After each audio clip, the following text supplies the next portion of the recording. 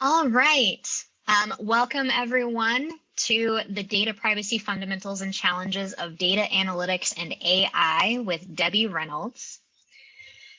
Debbie Reynolds is the founder, CEO, and Chief Data Privacy Officer of Debbie Reynolds Consulting, LLC. Debbie Reynolds, aka the Data Diva, is a world-renowned technologist, thought leader, and advisor to multinational corporations for handling global data privacy, cyber breach data response, and complex cross-functional data-driven products. She is an internationally published author, a highly sought speaker, and top media presence about global data privacy, data protection, and emerging technology issues. And Ms. Reynolds has been named to the global top 20 cyber risk communicators by the European Risk Policy Institute 2020, and recognized as one of the stellar women who know cyber by Cybersecurity Ventures in 2021. Thank you so much for joining us, Debbie. And I'm going to hand it off to you. Well, thank you. I really appreciate it. I just want to be able to have access to share my screen if I can. Well, thank you again for allowing me to present to you all today. Let's see, get this. If we have problems with the screen, I can just talk. Is that okay? Yeah. Let's see. No, it won't let me share. Okay. So today we're talking about data privacy fundamentals and the challenges of data analytics and AI. So first of all, again, thank you for having me as part of this conference. I'm really thrilled that Dr. Michi reached out to me and asked me to do this. So it's pretty fun for me to be able to actually be able to talk to you all about these challenges. So I won't introduce myself since you guys have already done that. The challenges that present themselves in AI and data analytics in terms of privacy have to do with a couple of different things. So one is the growth of people using the internet.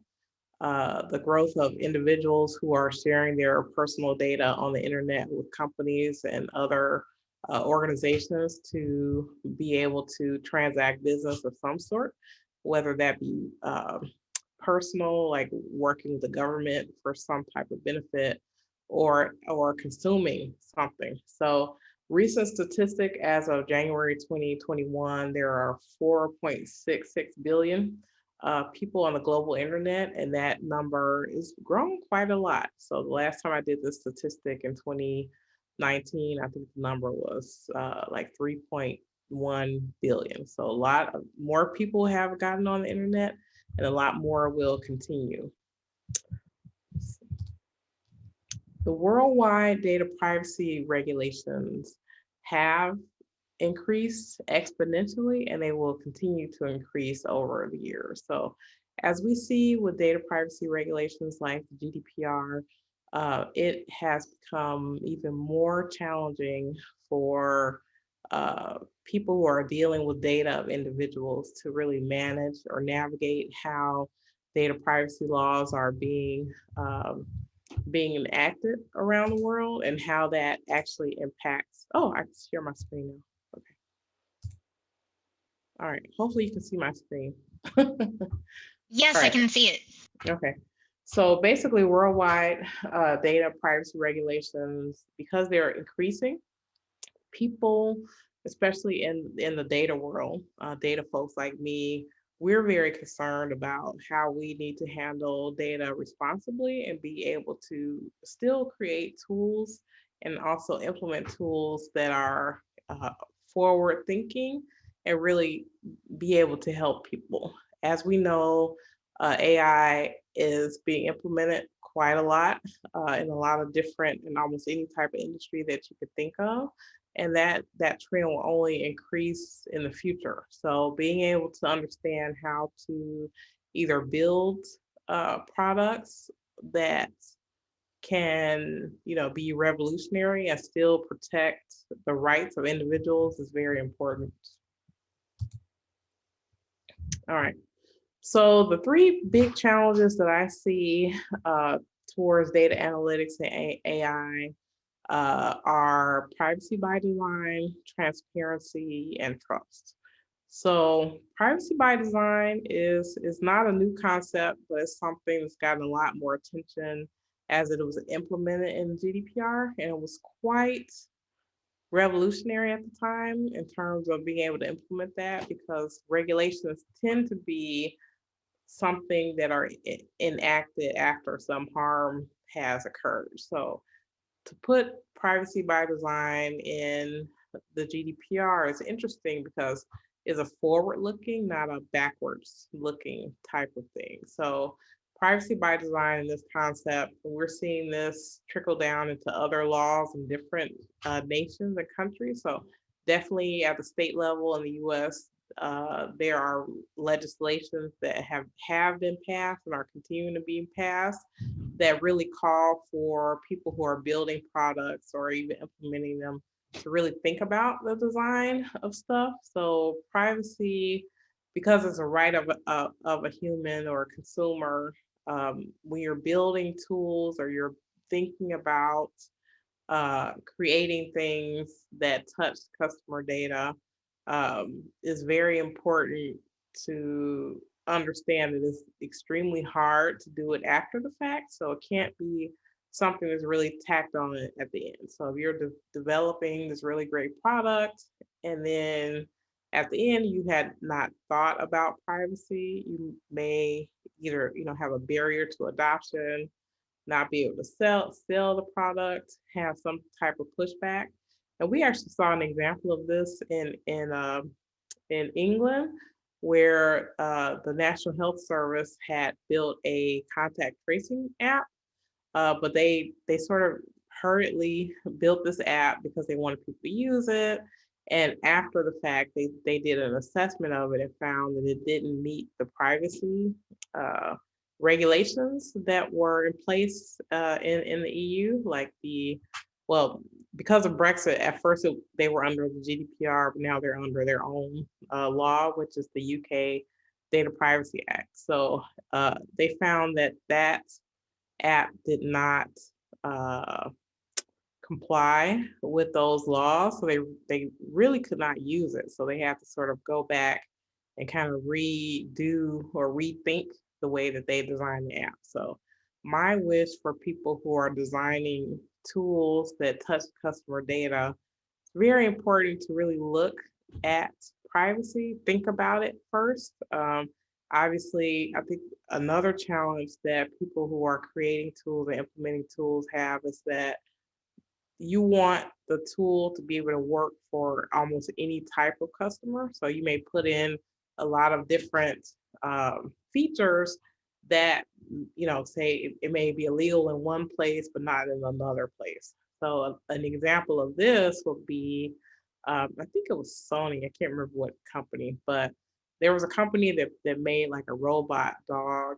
And because this robot dog had a feature where it could record people's conversations, it was something that the manufacturer decided that they could not sell in the state of Illinois. So the state of Illinois has the strongest actually biometric law in the world right now. So it's very concerning because it has a private right of action, meaning that the individual can sue.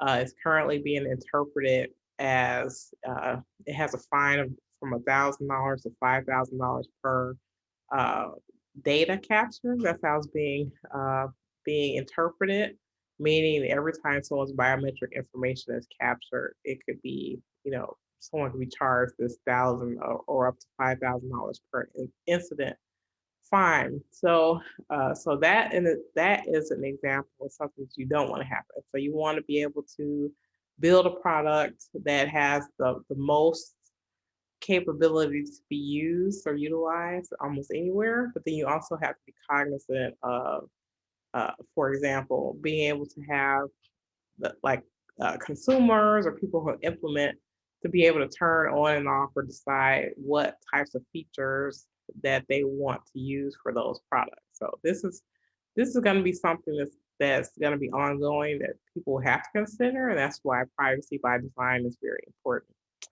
The second thing is transparency. So we're seeing a lot in the news. I don't know if anyone has seen Dr. Joy's documentary on Netflix called Coded Bias.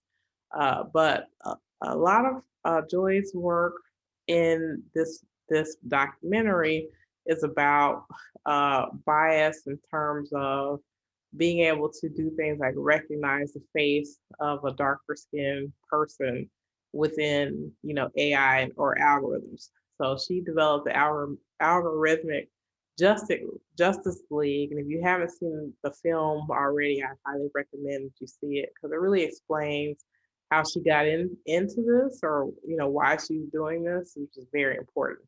So the issue there, and we're seeing it in a lot of different places. So we're seeing situations where that could be harmful to individuals. So we're seeing uh, places where, let's say, courts are using technologies to try to decide how they sentence people. So being able to find bias and figure that out in systems is very important. There was a recent um, situation that the New England Journal of Medicine reported on. I think they did a study last year in the US of 10,000 patients, and this had to do like a pulse oximeter uh, device, which is kind of it looks like a clip that you put on your finger, like you go to the emergency room, and it's supposed to be able to tell your oxygen level. And it was found that this device had 3 times the error rate on people of color than people with lighter skin for some reason. And one of the doctors who evaluated this stuff said that it would give a result that was more positive than was actually true for African American or people with darker skin, which meant the readings at times will be the difference between someone being admitted to the hospital or sent home. So, those are the types of things that people are looking at when they're looking at AI and thinking about like transparency and ethics. They want to see what the algorithms are doing, or they want to to have more visibility so that we can stop or catch those types of issues, because as you can see, it can cause tremendous harm to individuals if we don't get this right. Another thing that I want to bring up about AI algorithms, I know people talk about it a lot, but I don't think anyone that I know feels that people who design these systems are doing so with you know, nefarious intent. But I think because these systems, they are built in ways and being implemented in ways that could cause harm to individuals.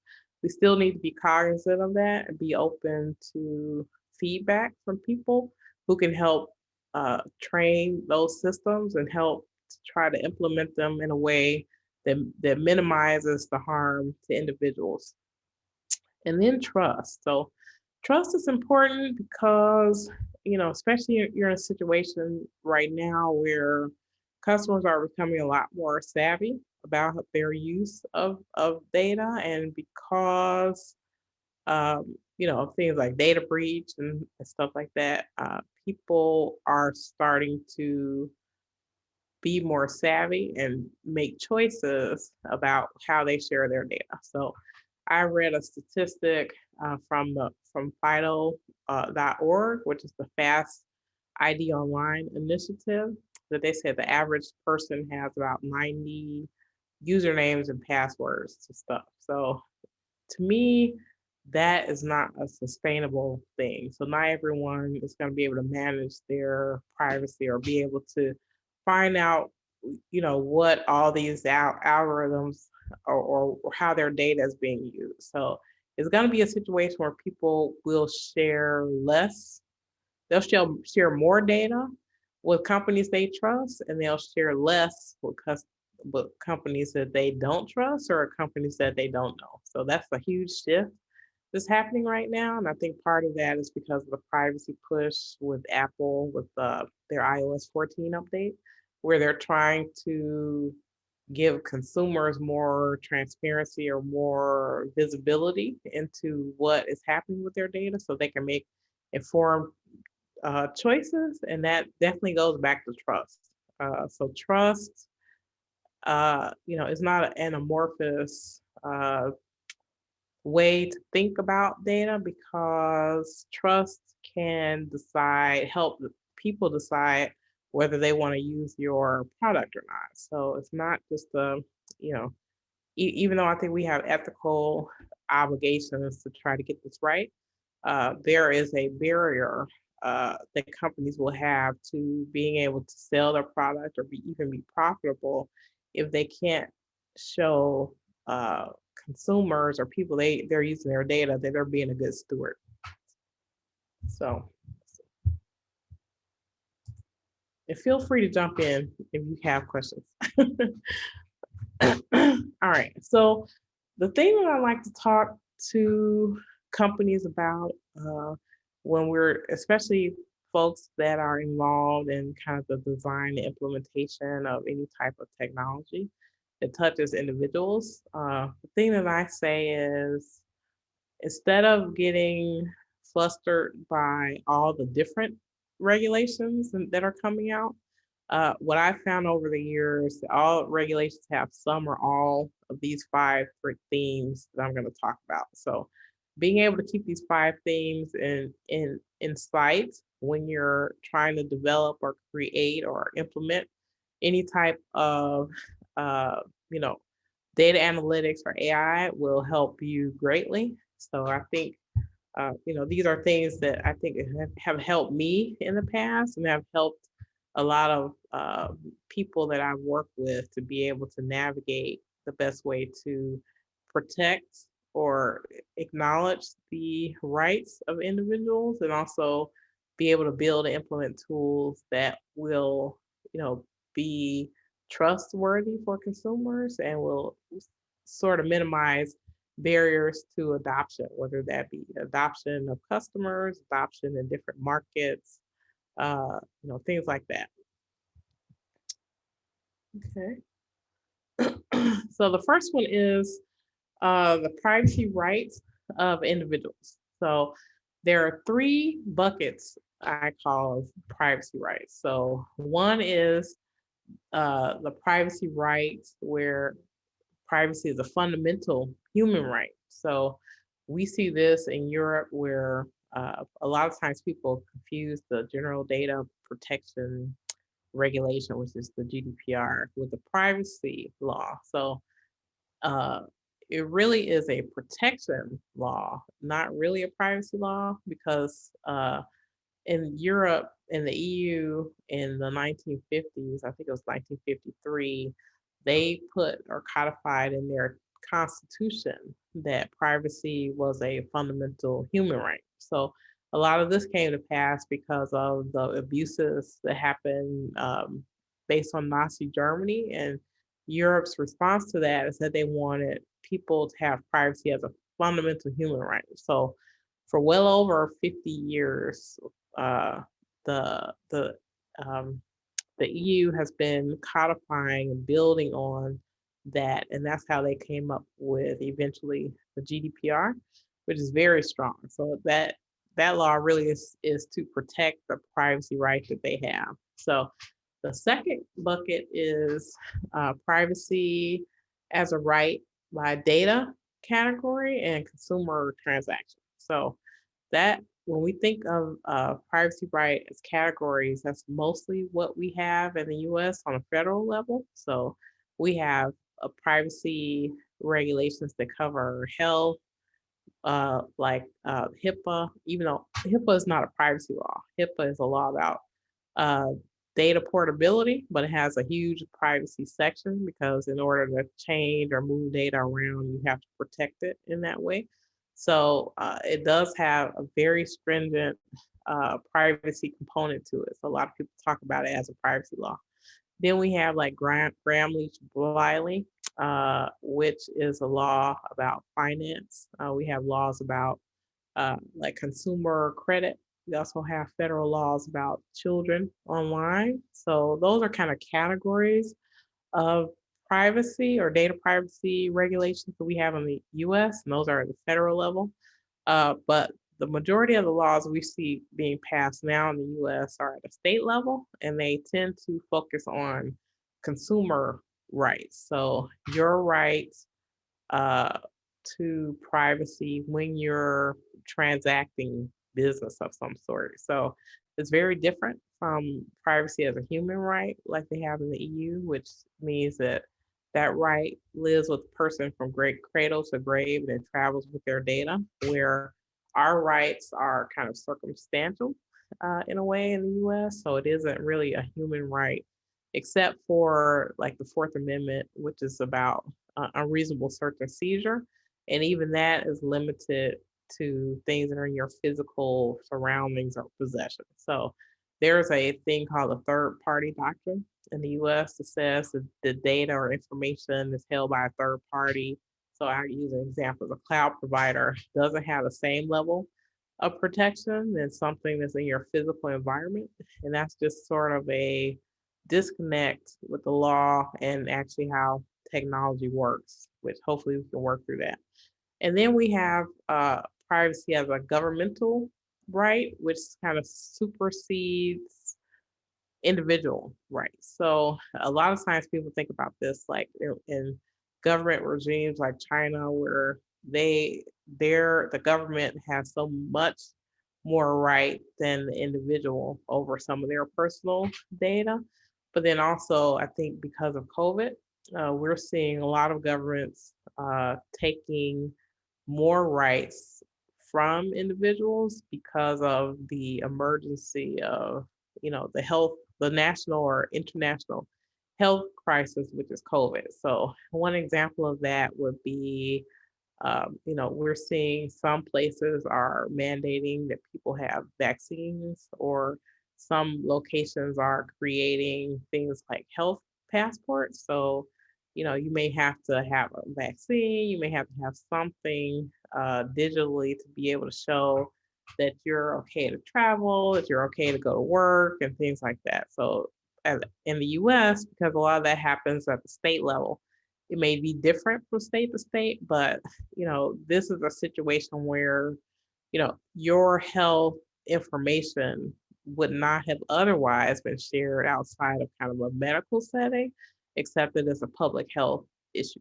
So those are kind of the three ways I think about privacy rights. All right, the second theme here is the purpose of data processing. So when I say data processing, I mean anything that you do with data. So I'm not necessarily talking about kind of a technical process. I'm talking about just your need to handle data in any way, whether that be seeing the data, touching it, working with it in any type of way. So the biggest purposes that we see are data used to provide goods and services. So whether that be paid or free services, that's especially when people are on the internet, that's typically the way that they're interacting with businesses or with products, where they're sharing their data.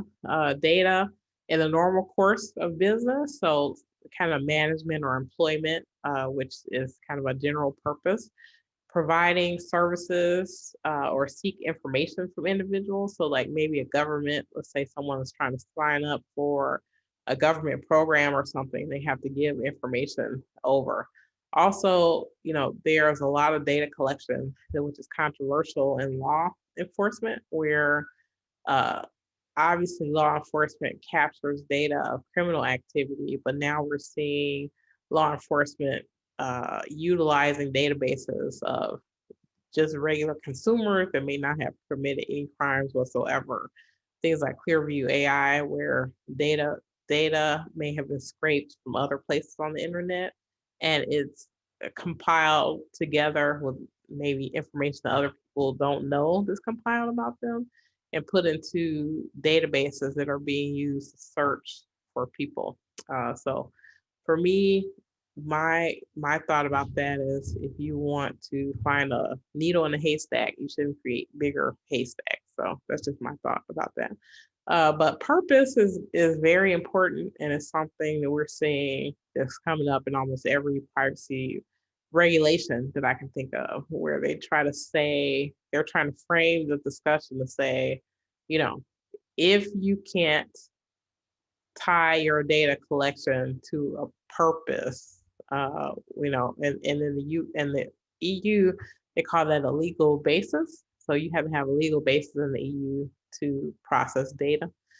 Consent of the individual is a legal basis as well, but it's one that most companies, except people like Apple, really don't want to do. So they want to be able to do mass data collection without actually having to ask the person.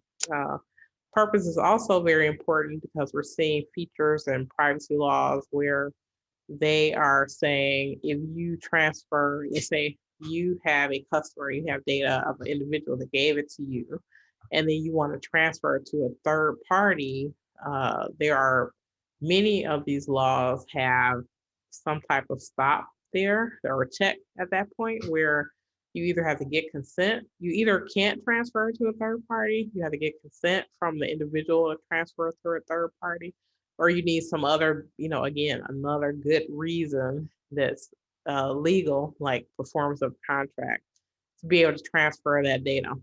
This is a big issue on the internet right now as it relates to data brokers, because a lot of data brokers, people don't know who they are or what they're doing, and there's a lot of data or information to be had or to be collected, but we're still working through that, different areas of the world. Obviously, in the US is a big open issue right now. All right. Accountability. So accountability for data processing is really key. So being able to track data throughout the process, which I don't think that's a problem with analytics or AI.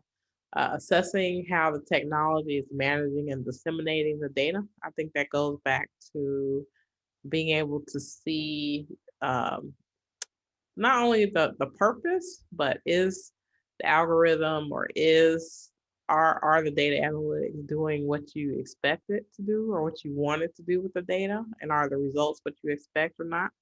And then transparency for handling data of individuals. So accountability is a really, really hot issue in AI and data analytics, and it's something that's very hotly debated from people. So a lot of people say, I've heard people who design systems say, I create the algorithm, I create software, and then people decide who uses it, so that I'm not accountable for how people use it. And I think, and then the people who use it say, well, I don't know what the algorithm is doing. So I don't know, I'm just implementing this thing, and I don't, I think the person who makes the application needs to be able to tell me. So I think accountability, and we're seeing this even, I keep pointing to the EU because they're a lot further ahead in thinking about and creating, process, procedure, regulation, and directives around this. They're creating a framework for the use of artificial intelligence and AI and data analytics in the EU. And one of the big things that they are trying to put together is who has responsibility. So I think the responsibility is shared at all levels in terms of people who are creating and developing these types of tools or using this type of data, and also the people who are utilizing it. And then, of course, I think in terms of individuals, it has to be very clear about how their data is being used and why. And then there's also a huge debate about anonymization. So anonymization is a huge issue because laws that call for data to be anonymized in some way may be maybe prescriptive in a way that's not feasible, or it doesn't really connect with technology. So when I say that, I mean um, data companies have a lot of data about individuals, and even if you anonymize it, it may be easily people may be easily re-identified technologically, but some of the laws, just to meet the legal standard of anonymization, may not be sufficient in terms of protecting the identity of an individual. So that is a debate that's still going on right now. All right. Okay, 4, the security of data. So security, as we know, is a hot thing because of a lot of the data breaches and things that people read in the news. People are concerned about their data being hacked or being, taken by a cyber criminal. And then especially because we're dealing now with so much more sensitive data. So when we think about the use of biometrics, whether that be, retina scan, gait recognition, those types of things. People are wondering, how can companies that develop these products or implement them, what can they do to better safeguard or protect the data there? One thing is, that I completely recommend to people is limiting data on a need-to-know basis. A lot of the lawsuits that are coming out of the state of California as a result of the CCPA, which is the Consumer Privacy Act in California. A lot of those cases that have been filed since the CCPA went into effect are either about data breach or unauthorized access. So if you have data that you are working with and it is being accessed by people who should not or don't need to have access to it, if you can secure that data in that way, that will minimize your risk when you're handling the data, especially if there's a data breach. Also, securing data is more of a cybersecurity thing as opposed to a privacy thing. So I like to say that privacy and cybersecurity have a symbiotic relationship because, um, cybersecurity helps privacy, but privacy, again, these are rights of individuals. So I think it's a little bit different. Also, limiting data collection to what's important. This may be different, and I've had a lot of people who had a difference of opinion about this, especially in industries like people who do data science and data analytics. If some of the tools are made to be able to crunch a lot of data and be able to get different insights from it. So being able to have more data or a lot of data may make some of those tools run better. But I think being able to figure out or be more targeted in how data is collected, if it is not vitally important, I think that goes back to data purpose again. So I think people who are developing and working on tools that do this type of data, have these data touches, should think about those types of things. All right. All right, data retention. So data retention is a big issue. One issue is, and this again is coming up as a result of privacy legislation, which is a lot of these regulations have parts in it that say that if an individual contacts a company that has their data, they have to, give them reply back to them with information about the data that's stored about them, possibly correct it depending on the jurisdiction that you're in, and then delete it if needed. So retention schedules that are tied to the purpose of data and the end of data use, I think is really important. So a lot of the data breaches that we're seeing, sometimes they tend to be data that may no longer have super high use within the organization, but there may not have been a plan to delete or remove that data from the environment. So it creates it's a double-edged sword. So the data a lot of the data, especially when I'm talking about legacy data that companies have, that data may have low business value because it's so old, but it has a super high risk if it is breached, because then if it has that data has identifiable information of individuals, it may increase the fines that a company may have and also increase the amount of money they have to spend to be able to figure out what's in that particular data set and what individuals are impacted, as well as, what are the state and federal rules about reporting, a breach and things like that. So data retention is really important in terms of figuring out, do you need this data? Why are you keeping it? Why do you have it? Those are all good questions to ask.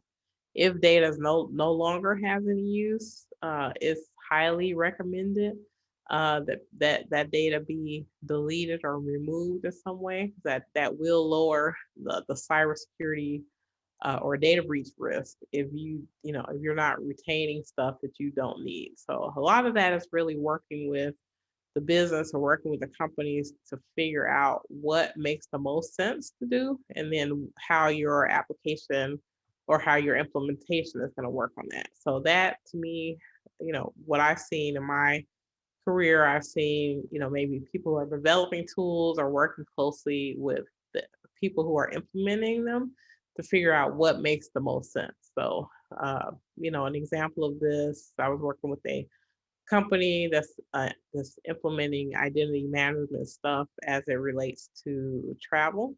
So, like people getting, some airlines are testing people before they get on planes and being able to do that transaction in a way that, like let's say they have a smartphone and make it them like a green thumbs up or something to say they can get on the plane or not.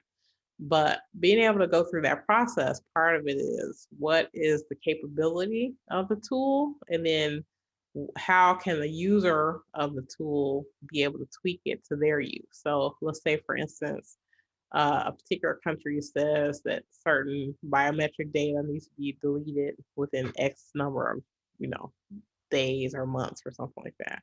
You want to be able to have a feature where where it's clear to the person how that application can work, and then also let them be able to uh, uh, make it customizable in a way. I don't know if that's the right word, but they should be able to have the ability to choose what those time periods are. So being able to have features to let people, choose how that data is being retained or not is very important, because I think that what we found is that opens up the capability for a lot of these tools to be sold in a lot of different jurisdictions, but then it's incumbent upon the company that's implementing it to really tweak those settings to be able to make it legal for their location.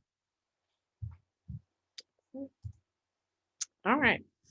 That was a little bit short. I wanted to save time for questions if you had any. Do you have any questions? Absolutely. We have two audience questions for you, Debbie. The first one comes from Megan, and she says, privacy by design is proactive instead of reactive. Are there other ways that you'd recommend we work on being proactive for privacy and security instead of reactive?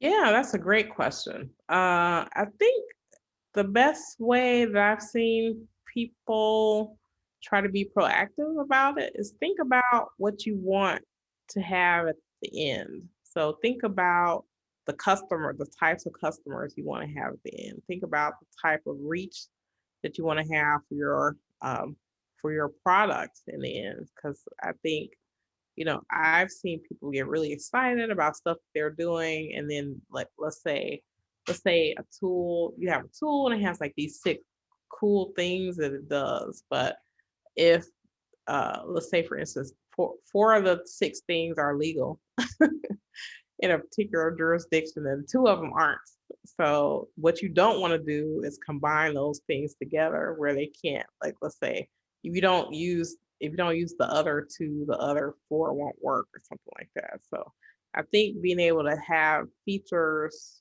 designed in a way that can be tweaked or turned on and off or adjusted in some way, especially as it relates to the collection of biometrics, especially. So I'll give you an example. So I was working with a company. They create uh, a tool that can do thermal checks of someone. So you stand in front of the device, it can tell whether you have a temperature. It has a capability to do facial recognition. You could tie it to a database, it could do that. And then it also had a feature where it could do UV sanitation of different places or different areas.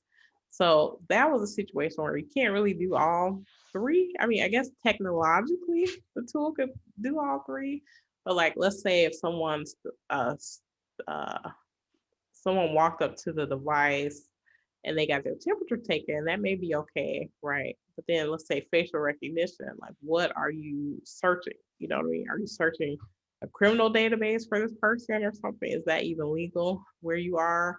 And then you need someone's consent to zap someone with a UV, right? You just can't just walk up to someone that's like, oh my God, I press this button, I'm gonna be zapped. So thinking about those types of things or those types of uses and being able to have people say, okay, well, I want a thermal thing, but I don't want to zap people when they walk up to the machine. You have to be able to have that be different so that you can, it will make you be able to sell it. Like maybe someone wants that, to be zapped or something, but trying to trying to bundle it together in a way that a person doesn't have a choice in how it's used, I think can be problematic and it could cause barriers to being able to sell your product. Absolutely. Yeah, that personalization is something that you touched on early in the conference and stuck with me as well earlier in your presentation. That's fantastic. So we also have a question from Steve, and his is about sort of government data collection. So to what degree should government programs that provide financial aid be allowed to collect data? So for instance, to measure their return on investment. He gives some additional example, right? Like, so for improving water systems or funding education of individuals, if that data is anonymized, should it be public so that they can facilitate research and demonstrate good government? Or is that viewed as overreaching regulation or no more part of high performance government? Do you have perspectives on that? Yeah, sure.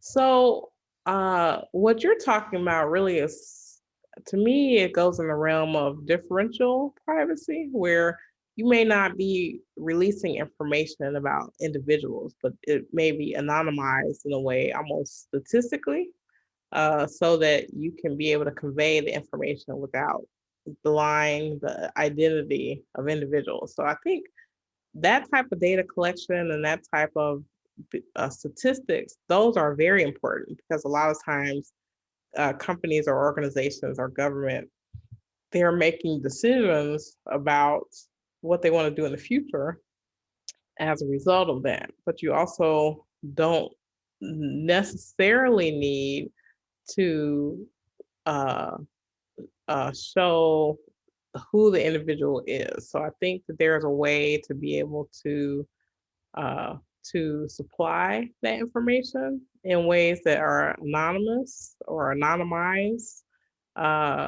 maybe even statistically that will make it better. So the government has been doing this for a long time. So think about like the census. So when they give out information about the census, they're not telling who did what. They're just saying, oh, well, this group, lives in this place and they do different things. So I think even if organizations are collecting more personal data by individuals, I think they need to be more circumspect about how that data is disseminated and how it's stored in the future. So if you don't think that information is needed, it may not be needed. It may not be important to be able to have the person's identity or their race or whatever. It may not be important, but I think anonymization is it is an issue that a lot of companies need to really think about because if you can anonymize data to a certain point and sort of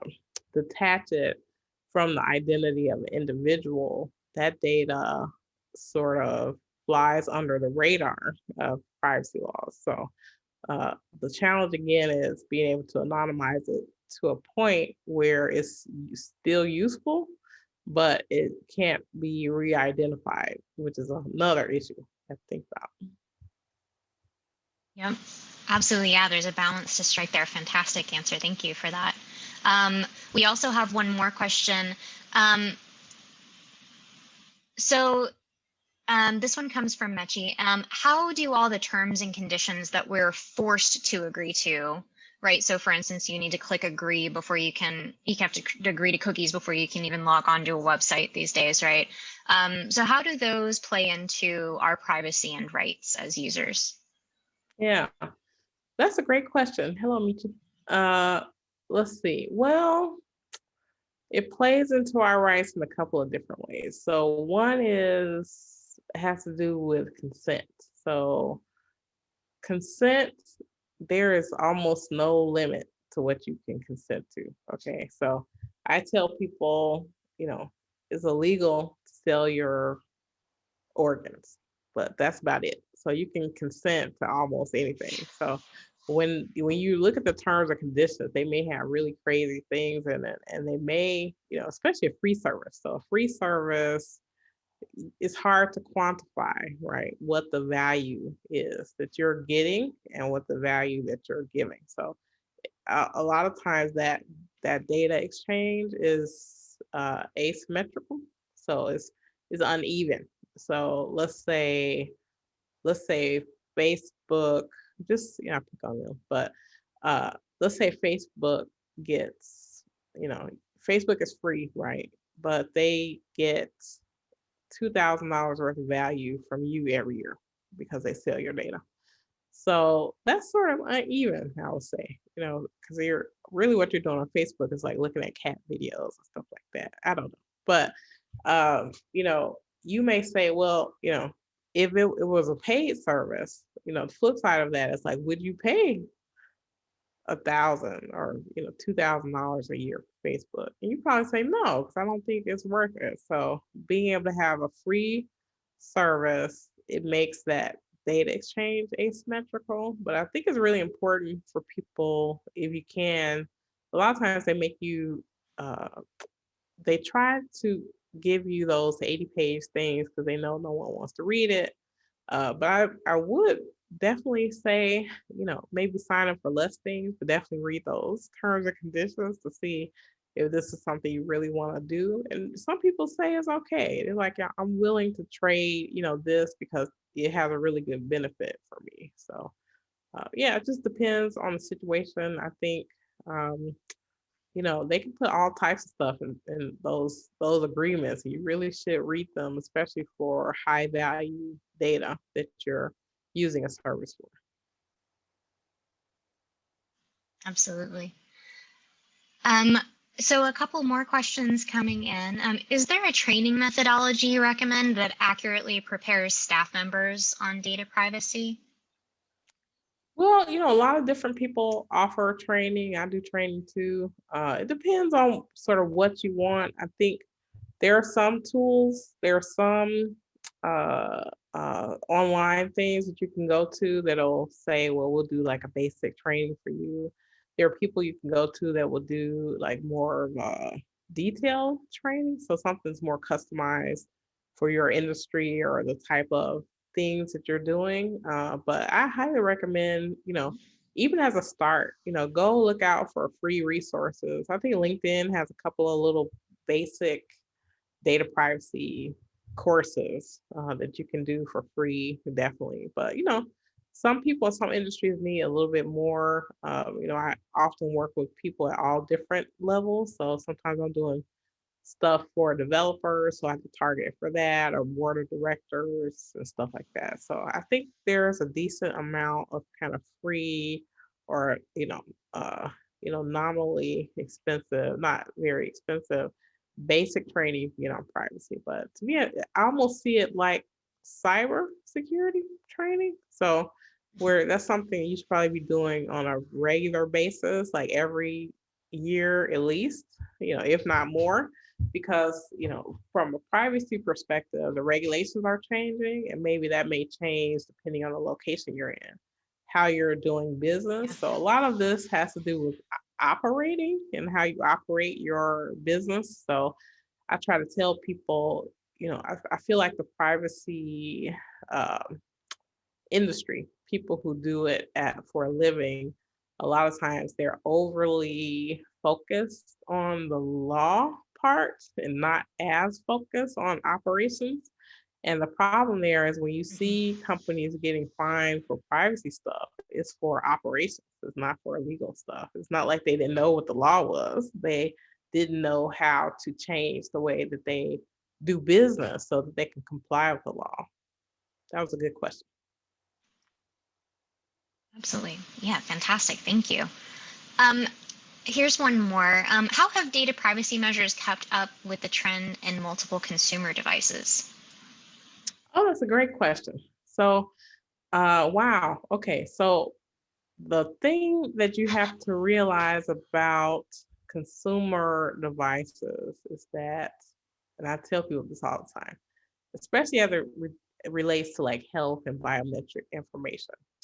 So, Mhm. people think, especially in the US, that any information about your health is protected by HIPAA, and that is not true. So, your health, let's say you have a Fitbit. So a Fitbit you bought off the internet, off of Amazon or something, and it checks your pulse and does all this other type of stuff. And you can put in stuff like what's your cholesterol level, I think. I can't remember. But when you use those types of applications for, I'm using health as an example, that stuff is not covered by HIPAA or privacy laws related to medical stuff because HIPAA is about a patient provider relationship. So the stuff like when you go to the doctor, let's say you go to the doctor and your doctor gives you an app to use. So that app, because you're in a patient provider situation, is covered by HIPAA. So it has all the HIPAA protections. When you buy a Fitbit or you do anything like that that has nothing to do with medical, that the privacy laws that apply are the consumer laws, which are much less strong than something like HIPAA for medical. So it's sort of like throwing data over a fence, sort of, and it has much lesser protection. So the more information you give out, the less protection you have, and then the least amount of protection you have is information that you volunteer about yourself. So you have no, you know, let's say you said, "Oh, I have this chronic condition" on Facebook or something like that. They consider that no longer private. So, and so it can be used, against you actually, without you even knowing because they consider that public now. Yeah. Yeah, definitely something to be really mindful of as a consumer. That's really helpful. So, there are these different policies that apply to different, data situations. How can the data industry garner more trust with consumers regarding privacy and sort of navigating this complex ecosystem? I think education is key and being able to educate on a simple level. So I like to tell people like, would your grandmother understand this? If not, you may have to go back to the drawing board to be able to explain it. It needs to be explained as simply as possible. It's challenging because you're dealing with data from all types of different people, right? So you have to figure out how can I communicate best to these audiences. So even teenagers are using cell phones or they're, on TikTok and doing stuff. They need to know about data. They need to know what they need to, what's happening when they're interacting with a device or when they're on the internet. I think that education and that openness will engender Mhm. more trust, in AI algorithms. So, and then also, a lot of us we're very diverse, right? We live in a very diverse type of world. So if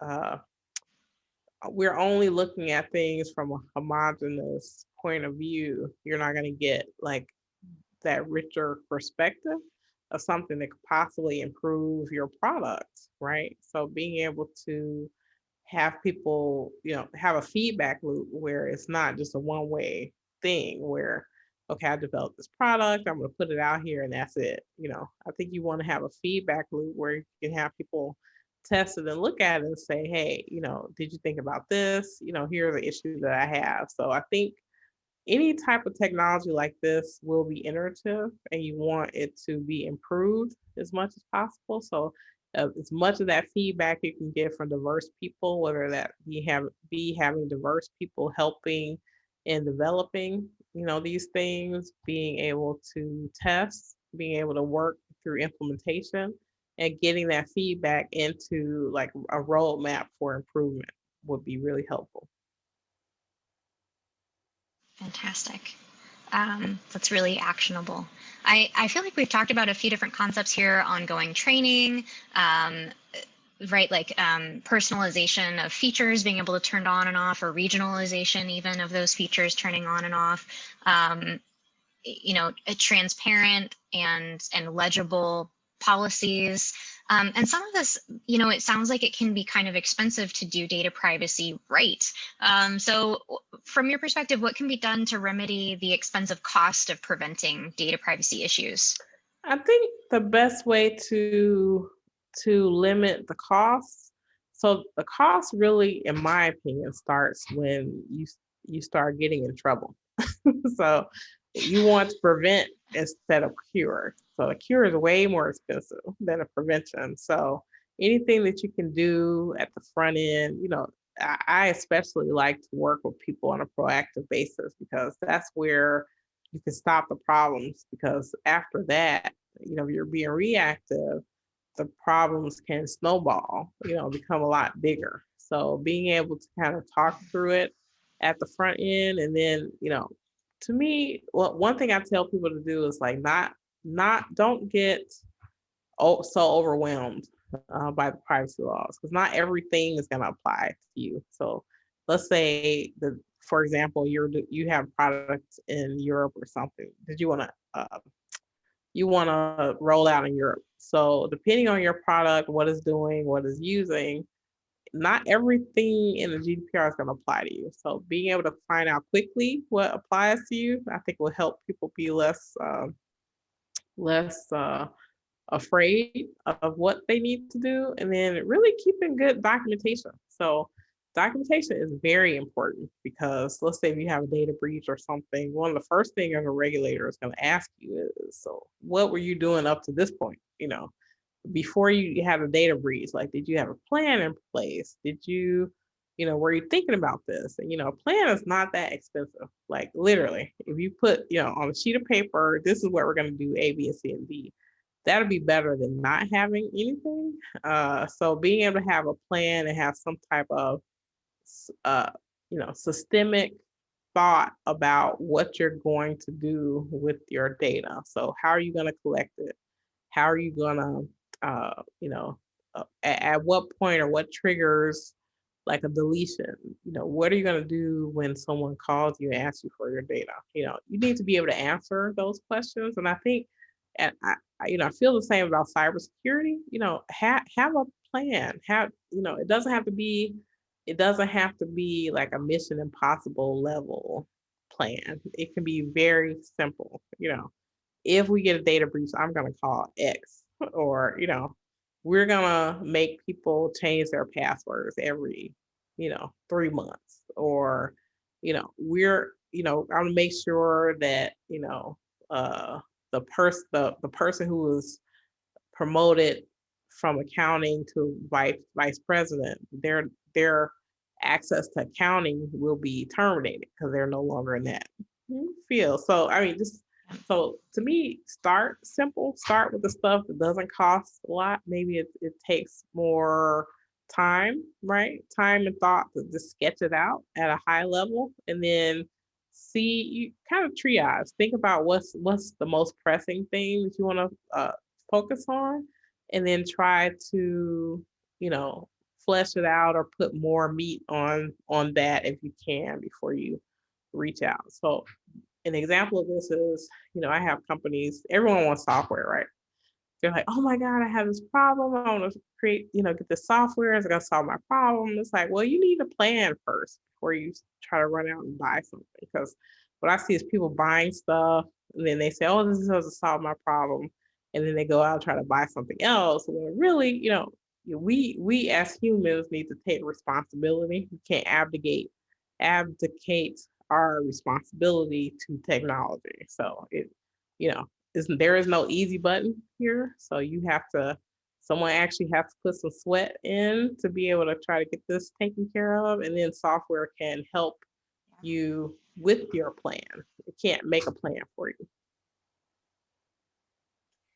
What a fantastic note to end it on. We are at the hour mark, so this is the end of our time together, but right, what a reassuring message to end on, right? It does take some effort, but we've heard it before and we'll hear it again. An ounce of prevention is worth a pound of cure. Thank you so much, Debbie Reynolds, the Data Diva, aptly named, and have a wonderful rest of your day.